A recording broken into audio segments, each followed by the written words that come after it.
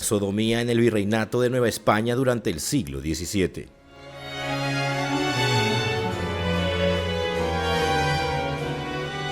En el Virreinato de Nueva España, para entender la noción de sodomía, esta debe ser vista más allá de una práctica sexual.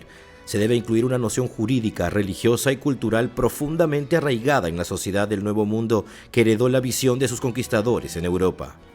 Para entender mejor el pecado no solo religioso, sino también social y jurídico que representaba la sodomía, tomamos las palabras de Cano. En el ámbito jurídico y religioso de la Nueva España, la sodomía, también llamada pecado nefando, era definida como una transgresión sexual que atentaba contra la ley divina y natural, y que se castigaba con extrema severidad, incluso con la pena de muerte. Este pecado nefando era concebido no por el tipo de individuos que lo cometieron, sino por el acto en sí. Cualquier forma de sexualidad que se desviara del modelo procreativo heterosexual era susceptible a ser considerada sodomía. Esto incluía principalmente el sexo anal entre hombres, pero también se aplicaba en ocasiones a actos entre mujeres o incluso entre humanos y animales.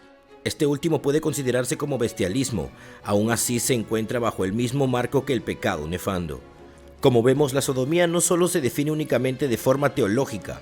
Cualquier forma de sexualidad que se desvía del modelo procreativo heterosexual era susceptible de ser considerada sodomía. En tal sentido, para cumplir los objetivos, responderemos a las siguientes preguntas esenciales. Primeramente, ¿cuáles fueron las percepciones y medidas tomadas por parte de las autoridades religiosas y seculares en el Virreinato de Nueva España durante el siglo XVII sobre la sodomía? Finalmente, en el aspecto social, nos preguntaremos ¿cómo influye la religión católica en las actitudes sociales hacia la sodomía en Nueva España? ¿Y en qué medida las creencias religiosas católicas afectan la aceptación de la sodomía entre los novohispanos?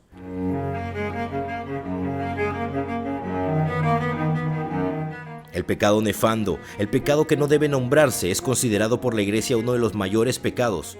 Esto se debe a los orígenes de este pecado extraído de las interpretaciones de la Biblia sobre la destrucción de Sodoma y Gomorra.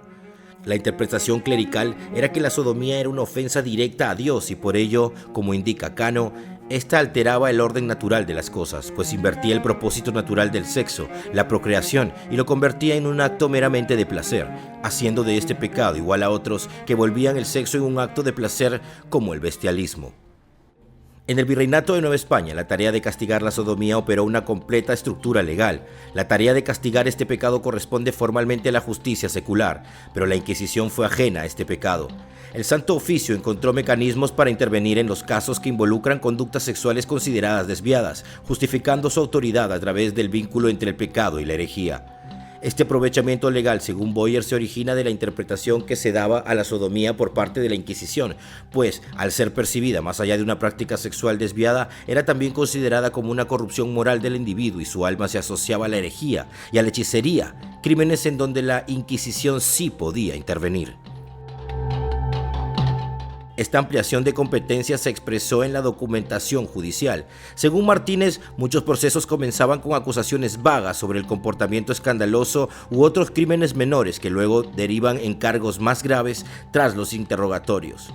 En algunos casos, los inquisidores actuaban cuando los tribunales civiles no querían o no podían juzgar, especialmente si el acusado era eclesiástico, mestizo o indígena bajo protección de la Iglesia. Esto demuestra que aunque la Inquisición no era la principal institución en castigar, la sodomía sí participaba en la corrección de este pecado e incluso lo usaba como un medio para juzgar a los individuos fuera de su alcance.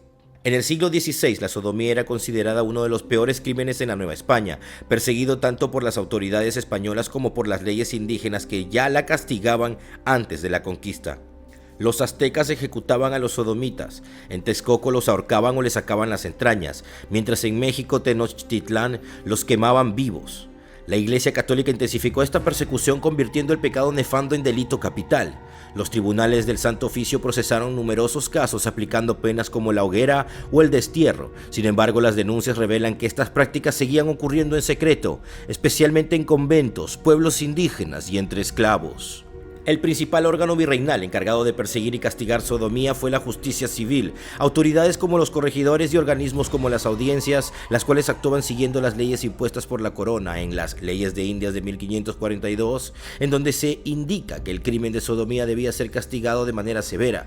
Por crimen de sodomía se ha quemado el delincuente sin admitir disculpa alguna.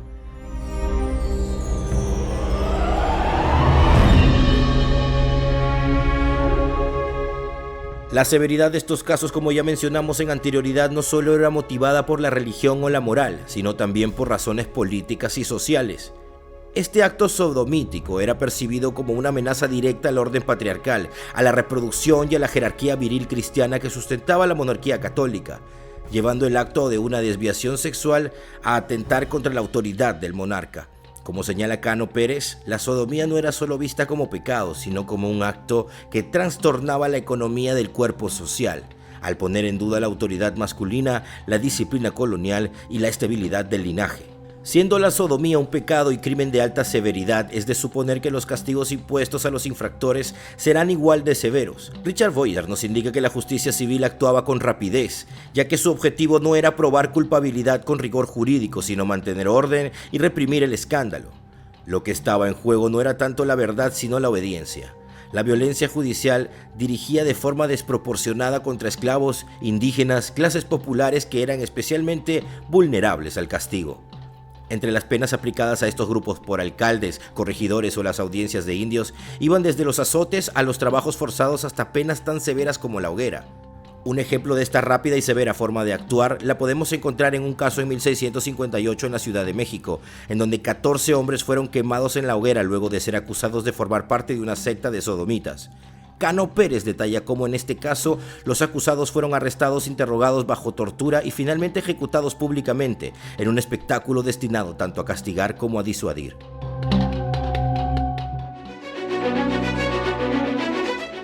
En la Nueva España del siglo XVII, la persecución de la sodomía no era solo una cuestión moral o religiosa, sino también un instrumento de control político y social profundamente enraizado en la burocracia colonial.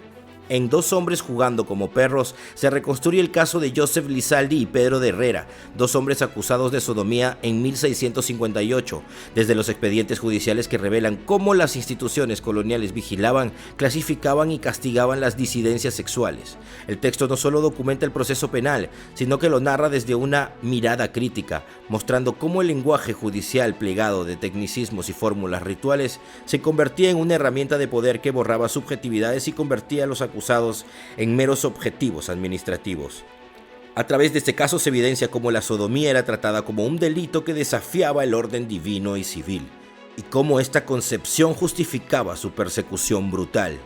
La figura del escribano, del juez, del portero y de otros burócratas se dibuja con detalle, no como personajes ficticios, sino como actores reales de una maquinaria que organizaba la violencia desde la tinta y el papel.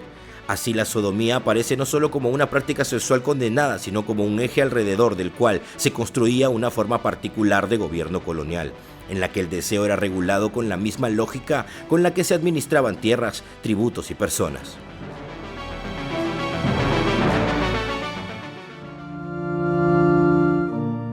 La acusación de sodomía conllevaba consecuencias gravísimas, castigos físicos, penas de muerte e incluso la expropiación de bienes. Sin embargo, más allá del castigo, estas acusaciones también revelan una red de relaciones complejas. En muchos casos eran usadas como herramientas para controlar cuerpos, reforzar jerarquías sociales o eliminar enemigos políticos. La justicia social, influida por el catolicismo contrarreformista, actuaba con rigor si el caso se hacía público o causaba escándalo, pero a menudo mostraba cierta tolerancia cuando las relaciones quedaban en el ámbito privado.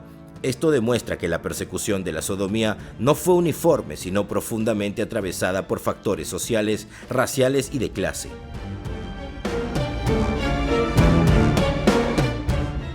En la Nueva España, los tribunales no solo castigaban a la sodomía por considerarla un delito, sino que lo hacían con una teatralidad que buscaba escarmentar el resto de la población.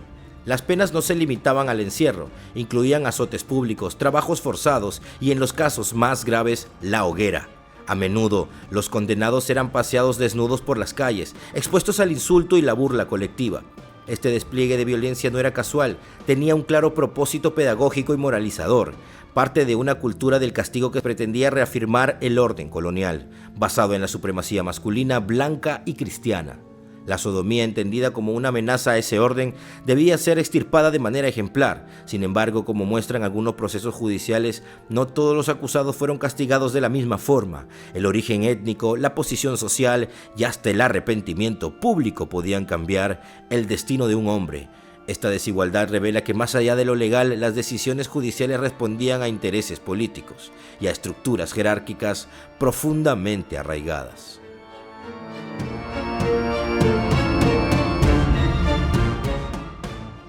En 1659, durante la fiesta de San Roque en el Hospital de San Lázaro de la Ciudad de México, un sermón del licenciado Lorenzo Ortiz provocó un escándalo. Dirigiéndose a la cofradía mulata, cuestionó la brutal ejecución de 14 hombres por sodomía un año antes, sugiriendo que la justicia era una cátedra de pestilencia. El juez Manuel de Sotomayor, quien había liderado aquella persecución, denunció a Ortiz ante la Inquisición.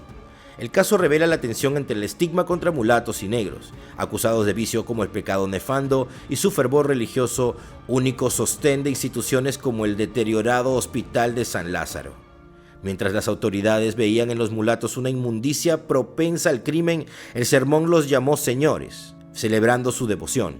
La Inquisición finalmente desestimó el caso, pero el episodio muestra cómo la sodomía se usó para reforzar jerarquías raciales en el virreinato.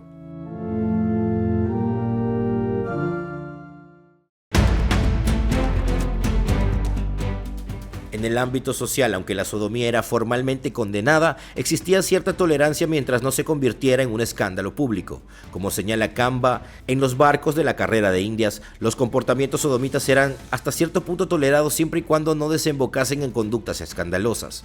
No obstante, cuando estos actos llegaban a conocimiento de las autoridades, las acusaciones podían ser utilizadas para resolver conflictos personales, como el caso de Gaspar Caraballo, acusado por querer cometer el pecado nefando con 2 pajes morenos de 13 años.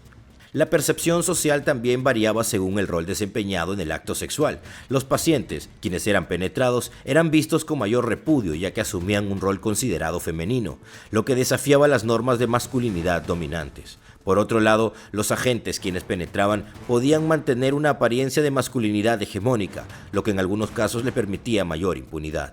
El tratamiento judicial y social presentaba notables variaciones según los casos específicos, mostrando las complejas dinámicas entre la norma y la práctica. Un ejemplo ilustrativo en el caso del Dr. Gaspar González de Sosa, canónigo de La Plata, cuya relación afectiva y sexual con su colaborador Diego Mejía era de conocimiento público, evidenciándose el comportamiento como compartir la cama, besarse, alimentarse del mismo plato. Aunque estos actos generaban escándalo y burlas sociales a través de coplas difamatorias, la ausencia de una condena inmediata sugiere cierta tolerancia tácita hacia relaciones consensuadas entre figuras de cierto estatus, siempre que mantuvieran cierta discreción. Este caso revela cómo las redes de poder podían proteger a algunos individuos, al tiempo que pone de manifiesto la tensión entre la definición jurídica restrictiva de la sodomía, reducida a un mero acto de penetración, y la realidad más compleja de vínculos afectivos duraderos entre hombres. En contraste, el proceso contra Juan Fernández contramaestre de la nao San Juan Bautista en 1566 muestra otra faceta de la sodomía en espacios cerrados y masculinos como los barcos.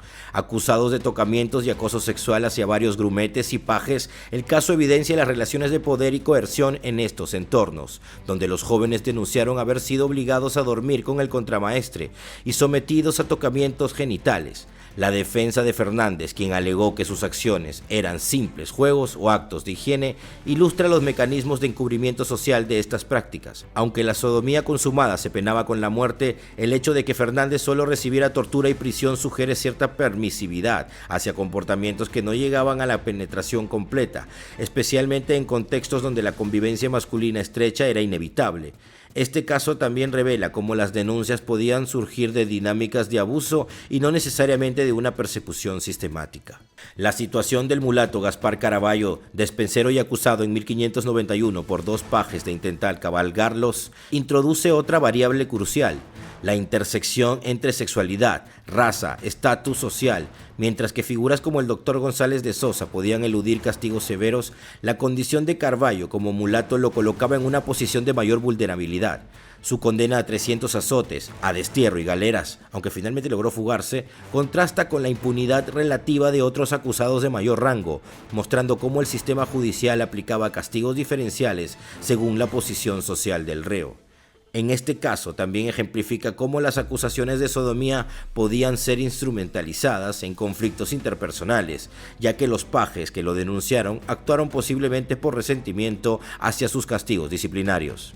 En el corazón de México colonial del siglo XVI se registra el caso de Juan Ramírez, un mulato libre acusado de cometer el pecado nefando con un indígena llamado Andrés Chang, en las inmediaciones de una iglesia en Mérida.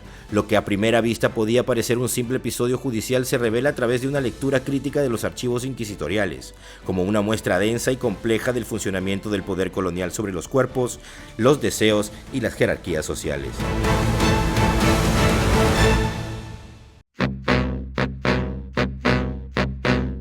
El relato comienza en un escenario cargado de simbolismo. La escena se desarrolla junto a una iglesia, en el corredor contiguo a la casa del sacerdote, bajo la mirada eventual de figuras religiosas. Un sacristán indígena, Pascual Cou, se convierte en testigo y delator, lo que describe dos figuras una sobre otra en la penumbra, una vela encendida para confirmar la sospecha. No es solo una escena de delación, sino una especie de ritual de vigilancia en el que la justicia eclesiástica se prepara para intervenir incluso cuando la jurisdicción oficial no le respondía por tratarse de un indígena. Aún así, el caso fue recogido por la Inquisición, que se sirvió del marco simbólico del espacio sagrado y de la conducta escandalosa para extender su autoridad. Ramírez es retratado como el sujeto activo, insistente y provocador. Él niega haber cometido un crimen y afirma haber estado jugando, y luego declara que solo tocó los genitales de Chan para molestarlo. En contraste, Chan aparece constantemente en el relato como figura pasiva. Se cubre con su poncho, intenta escapar, se esconde tras una pared adornada con una cruz. Esta imagen no es casual. La narrativa judicial construye una escena en la que la feminización indígena no solo lo absuelve, sino que refuerza su papel como víctima. En el discurso colonial, el ser de abajo no era solo una posición física, era una marca de género y de valor social. El paciente en el acto homosexual era a los ojos de la Inquisición más perdonable, más susceptible de redención, especialmente si era joven, indígena o percibido como inocente. Este montaje, sin embargo, no puede leerse sin considerar el trasfondo racial que estructura la narrativa. Ramírez es mulato, adulto, libre. La Inquisición y la sociedad colonial en general asociaban a los mulatos con una supuesta agresividad sexual, con desviación moral, con una amenaza latente hacia el orden establecido. Que Ramírez fuese acusado de haber seducido, manipulado o incluso violentado a un indígena reforzaba todos los prejuicios que el régimen deseaba perpetuar. No solo se trataba de un crimen sexual, sino de una transgresión al orden racial. Un mulato osando ejercer dominio sobre un cuerpo indígena, un hecho que debía ser corregido no solo con castigo, sino con la construcción pública de una narrativa ejemplar. El relato se vuelve aún más complejo cuando se incluyen las declaraciones de Gracia, una mulata conocida de Ramírez, que lo describe como alguien que molía maíz, lavaba ropa, hacía chocolate y cuidaba a una mujer.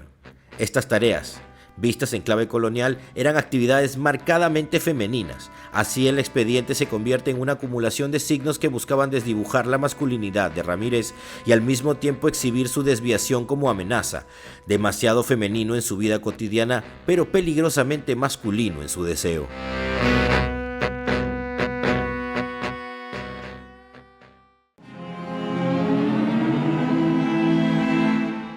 Lo fascinante y perturbador de este caso es que pese a la riqueza de detalles, el expediente no concluye con una sentencia clara. Esto revela el carácter profundamente performativo del proceso inquisitorial. No se trataba solo de establecer una verdad judicial, sino de producir un discurso sobre el deseo, el poder y el orden. La historia no nos permite saber si hubo penetración, consentimiento o violencia, pero sí nos permite ver cómo el aparato colonial necesitaba clasificar, etiquetar, castigar simbólicamente. En ese sentido, el proceso contra Juan Ramírez no es tanto la historia de un crimen, como la historia de una maquinaria ideológica que define qué cuerpos pueden desear, cuáles deben obedecer y quién tiene derecho a narrar la verdad. Lejos de ser un evento aislado, el caso de Ramírez y Chan se inscribe en un patrón mayor. La persecución de la sodomía en la Nueva España no fue uniforme, sino estratégica, cargada de elementos teatrales y profundamente entrelazada con estructuras de raza, género y clase. La justicia inquisitorial no operaba solo con tortura y fuego, sino también con pluma y papel, escribiendo versiones del deseo que legitimaban un orden violento, jerárquico y profundamente desigual. En esta escritura, el mulato fue el culpable ideal y el indio la víctima funcional. El relato sirvió así no solo para cerrar un expediente, sino para afirmar, una vez más, quién podría ser deseado, quién debía callar y quién tenía que arder.